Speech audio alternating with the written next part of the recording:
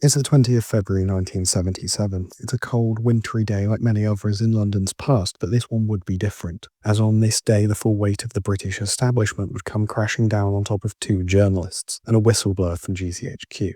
And what would be exposed to the British public was the truth of the country they lived in. But what had they done to garner this sort of response? What state secrets had they exposed, and how is it still relevant to today? To put this trial into context, it's still the height of the Cold War, and following a number of notable intelligence failures from the security services, they are desperate to get on the good side of the Americans, so they start to encroach on their mandate. The exact date is still unknown, but elements inside GCHQ and MI5 would start to work with the CIA and NSA to wiretap subjects across the UK. In the modern era, this is nothing new. We all carry around our government listening devices with us wherever we go, but back in the day where phones were mounted to walls, this was still a massive expansion of their power. It would also be illegal, unlike today. This joint wiretapping was widespread and completely unaccountable, whilst occurring under both Conservative and Labour administrations, but if you were a supposed supporter of the Soviet Union, you were almost certainly put on a list. This would be the UK's McCarthy Doctrine or Red Scare, all of this being done by the direction of the United States government. They would gather all information they could on individuals and then use the collected data to coerce or discredit them in the eyes of their colleagues or the wider public in order to create a culture of fear around questioning the government's policies made during the Cold War. So how did this all come crashing down? There had been conspiracy theories about the actions of GCHQ and the security services before. This was back in the day when the mentioning the BT Tower in the wrong setting could get you arrested, as it was in fact a state secret. Yes, a 200-metre tall tower in the centre of the world's most famous city was in fact a secret. But everyone that believed the government was spying on wider society was simply ignored. They lacked the evidence to prove what they were saying, and as many of these people were on the fringes of society, with their new ideas in an age where conformity was key. And this is where we would find our two protagonists of a story that would start in 1977. Duncan Campbell and Crispin Aubrey were journalists for a paper called Time's Out, Campbell being the more noteworthy journalist of the two, working for a number of other publications. With this, a year prior in 1976, Campbell, alongside another journalist, Mark Hosenball, had written a piece called Eavesdropper, which exposed the extent to which the US government had spied on its own people. For his part in the article, he would be placed on an MI5 watch list and have all of his phones tapped. The article was also noteworthy for being the first time GCHQ was ever mentioned in the British press, bringing notoriety to an agency that the government would much prefer to be kept secret. Now, this earlier article would inspire the whistleblower, but the MI5 monitoring is certainly what got caught. As on the 18th of February 1977, they would go and meet a former employee of GCHQ in his home. This would be John Berry, our last protagonist, their last names making up ABC. For 3 hours, Berry would outline how the British intelligence community operated domestically and how, with cooperation of the United States, gathered signals intelligence on ordinary people living in the UK who were not suspected of any criminal wrongdoing. They simply had the wrong opinions. For Campbell and Aubrey, this was everything they wanted to hear. Well, they just got confirmation of everything they feared, but now they had everything they needed. Proof of what the government was doing and evidence that they could use to prove it.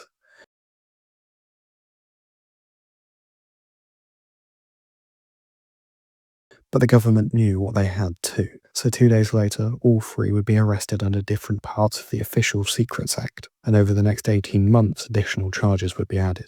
Berry would be charged with communicating classified information to unauthorized persons, with Campbell and Aubrey being charged under the unauthorized receipt of classified information. Along with this, further charges would be added to Campbell under Section 1, but their trial would begin on the 5th of September 1978. Through this, the government's prosecution was simple. They were guilty. They had received secret information with the intention of publishing it, so the trial itself was more an exercise in justification as opposed to one of proving innocence or guilt. Simply put, was it in the national interest for two journalists and a former intelligence officer to expose the illegal actions of the British state? You can have that argument down in the comments. The main focus of the trial quickly became a game of truth, as the prosecution would bring forward a witness described as Colonel B, whose testimony was designed to fit Campbell up for the crime. The additional charge that he had received was under Section 1 of the Official Secrets Act, and it was that he was supplying information to the enemy state. This accusation comes without evidence, and the case was almost entirely hearsay. The argument being that the journalist was smart enough to put together a random piece of information that he had gathered legally through his working life. and using this information he would create a diagram of how the whole communications network of the UK operated. Which seems likely, or it's a charge that was in revenge for exposing GCHQ's existence. Up to you. 13 days into the trial, it would all come crashing down as two key pieces of information had come to light. The first was that the government was intending to drop the additional charges against Campbell, as they were, in their own opinions, completely ridiculous and totally unprovable, and did nothing but help the defendants. The second was either deliberate or coincidence, but the foreman of the jury was an ex-soldier from the SAS. Due to the close links between the regiment and the security services, an argument that the defence counsel made loudly, the judge was left with no choice but to call for the trial to be abandoned.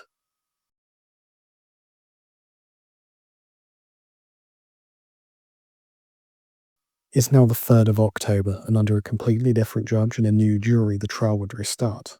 One of the new restrictions for the jury is that no one on it could have been a member of the British military at any point in the last 15 years. But with this, the trial would progress slightly differently from the first. Now, Aubrey and Campbell would argue not only that what they did was in the public interest, but they were not guilty of any crime. During the course of the trial, the Home Secretary, Marilyn Rees, said that receipt of information should no longer be considered a crime, along with a personal argument from both men that if they were to be found guilty, you would have to prosecute basically every journalist who ever published. This argument, however, would fall on deaf ears, as on the 14th, Aubrey and Berry would both be convicted by a majority of the jury. Aubrey would be found guilty of abetting the illicit activities of Campbell, a man who still hadn't been convicted, so how were they to know it was illicit yet? But he was sentenced to conditional discharge for 3 years in order to pay £2,500 towards the prosecution's cost and a third of his own. Berry, on the other hand, would be found guilty of communicating information to Campbell, and his sentence would be 6 months imprisonment suspended for 2 years, and he would be ordered to pay £250 in defence costs.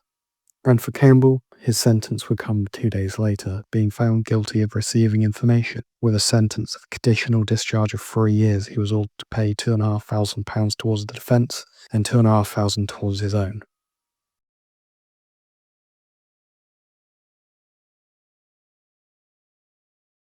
What this case proved was that the line between what the government considered to be secret and what the public could see with their own eyes was to some extent blurred. The only secret information that either journalist ever received was from Berry, but everything else came from public sources. At one point in the trial, Colonel B, the star witness for the prosecution, admitted to having no idea where the line between secret and public information was. This admission tanked the already ludicrous assertion made by the government that even if Campbell and Aubrey's research had been public knowledge, the conclusions they had come to were not, and they should be considered secret, especially if they came to the correct ones. The impact of the ABC trial would be studied for the next 11 years, but following another one of Campbell's stories published with the BBC, entitled Secret Societies, and the government would overhaul the Official Secrets Act in 1989. Doing the research for this video and watching some of the more recent interviews online, it's a sober reminder of how little this topic has progressed, and it is strange to see what was once considered to be moral outrage is now something that is joked about. Even I joked about it in this script. But as this is a history channel, not politics, I'll leave that debate to you.